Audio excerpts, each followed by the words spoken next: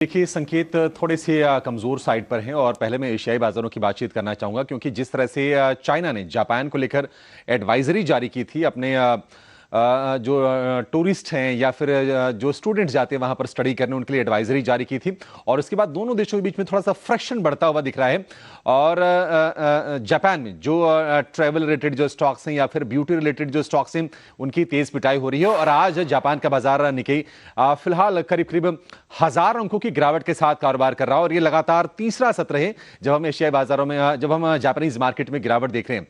लेकिन अमेरिकी बाजारों की बात करें तो अमेरिकी बाजारों में जो फियर पहले था कल फियर वो लौटता हुआ दिखा, यानी कि एआई टेक शेयरों का ओवर वैल्यूएशन और एआई बबल। कल हमने देखा कि नैस्डैक में करीब करीब 200 अंकों के आसपास की गिरावट रही, लेकिन डाउ जोन्स भी करीब 550 अंक टूटा है। S&P 500 में करीब 60 अंकों के आसपास की गिरावट हमें देखने को मिली है। फिलहाल अगर हम फ्यूचर्स को देखेंगे तो हल्की सी बढ़त पर वहां पर कारोबार आपको होता हुआ दिखेगा। अमेरिका में इस हफ्ते कुछ अहम क्रूशियल इवेंट भी होने वाले हैं। एनवीडिया के नतीजे आएंगे कल और नतीजों से पहले एनवीडिया के शेयर में कल हमने देखा कि करीब करीब 2% के आसपास की गिरावट रही। इसके अलावा मेटा हो गया, अल्फाबेट हो गया, AMD एक और जो चिप मेकर हैं इनके शेयरों में भी 1.5 से लेकर 2.5% के आसपास तक की गिरावट हमने देखी है। एआई और सेमीकंडक्टर शेयर में जो रैली रही है एनवीडिया ने एक तरह से उसको लीड किया है और बहुत ही शानदार रिटर्न्स इस साल कमा के दिए हैं।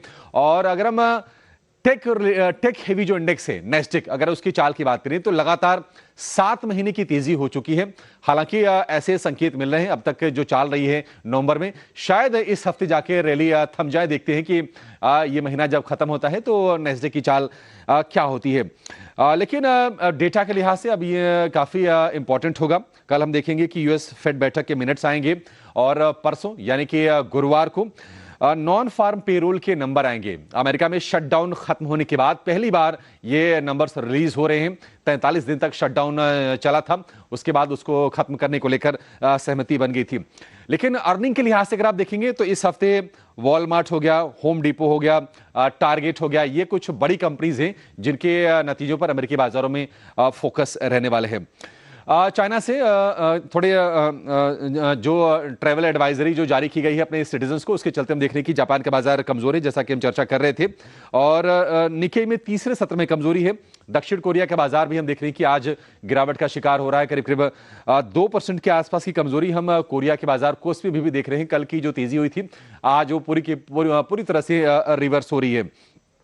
अन्य संकेतों की बात करें, डॉलर थोड़ा सा स्ट्रेंथन हो रहा है तो उसके चलते सोने पर दबाव बना है। कॉमेक्स पर गोल्ड का जो भाव है अभी भी $4000 के ऊपर तो है, लेकिन कल के भाव से अगर तुलना करेंगे तो $50 के आसपास की गिरावट सोने में है। फिलहाल $4040 के आसपास सोने को आप ट्रेड होते हुए देखेंगे। क्रूड में एक सीमित दायरे में कारोबार हो रहा है। भाव जो है ब्रेंट क्रूड के $64 प्रति बैरल के आसपास है और रूस के एक्सपोर्ट हब में लोडिंग बहाल हुई है। इसका असर हम क्रूड के प्राइसेस में थोड़ा सा देखेंगे। उसके चलते थोड़ा सा ऊपरी स्तरों पर हो सकता है कि प्रेशर आ जाए कच्चे तेल में।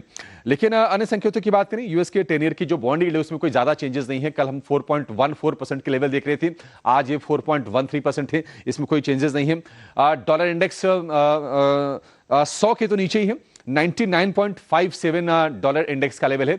तो कुल मिला जुला के आज थोड़े से नेगेटिव साइड पर संकेत दिखाई दे रहे हैं क्योंकि अमेरिकी बाजारों के बाद एशियाई बाजारों में कुछ डोमेस्टिक वजहों के चलते गिरावट देखने को मिल रही है और आज गिफ्ट निफ्टी भी कल की तेजी के बाद 55 अंक नीचे खुलने के संकेत दे रहा है। 26,000 के है पास, लेकिन ध्यान रखिए यह है फ्यूचर्स के लेवल।